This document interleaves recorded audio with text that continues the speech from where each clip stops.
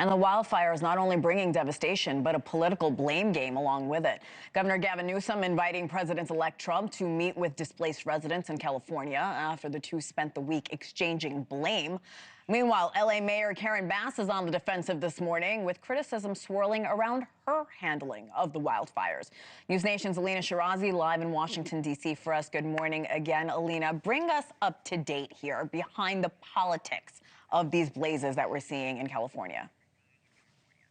Good morning, Hena. It's looking like it's Newsom versus Trump right now, but we've certainly seen California's leaders face criticism for their responses and their role in the fires. We know a lot of it coming from the president-elect himself.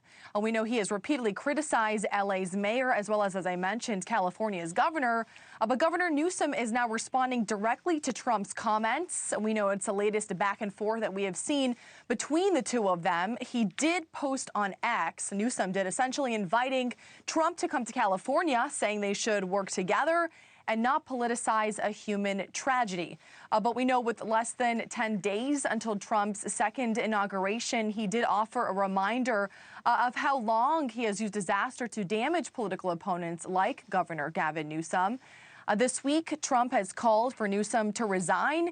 He blamed other Democrats like President Biden, as well as I mentioned, Mayor Bass, and has said incorrectly that the Federal Emergency Management Agency had no money to respond to the disaster because of the Green New scam.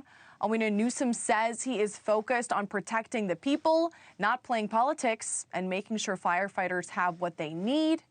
So essentially, I mean, this comes down to the governor's office now claiming Trump's claims are, quote, direct quote, pure fiction. I'm sure that is not helping residents who just want transparency right now. Let's go back to the L.A. mayor. Of course, Karen Bass facing criticism from all sides.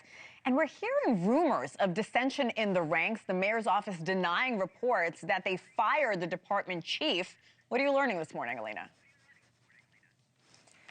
Yeah, Hena, you know, I just want to start off by saying that she is still the chief despite those rumors and speculation about her position being taken away. She was not dismissed. But take a listen to what she had to say. A reporter asked a question 3 times, and she did answer on the 3rd. Did the city of Los Angeles fail you and your department and our city? It's my job to stand up as a chief and exactly say justifiably what the fire department needs to operate to meet the demands of the community. Did they fail you? That is our job, and I tell you, that's why I'm here. So let's get us what we need so our firefighters can do their jobs. Did they fail you? Yes.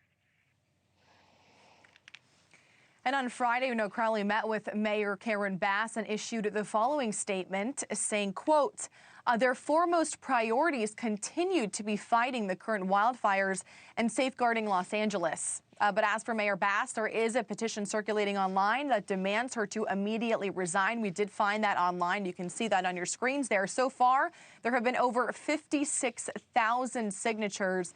But for some context there, Hena, there are almost 4 million people living in Los Angeles right now, so really not a huge fraction of that.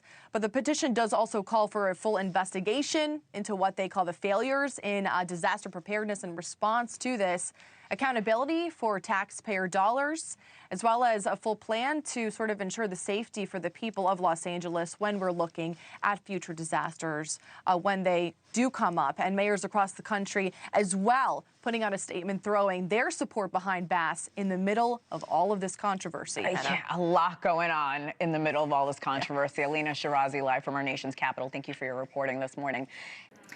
Thanks for watching. Go to joinnn.com to find News Nation on your television provider. And don't forget to click the red subscribe button below to get more of News Nation's fact-driven, unbiased coverage.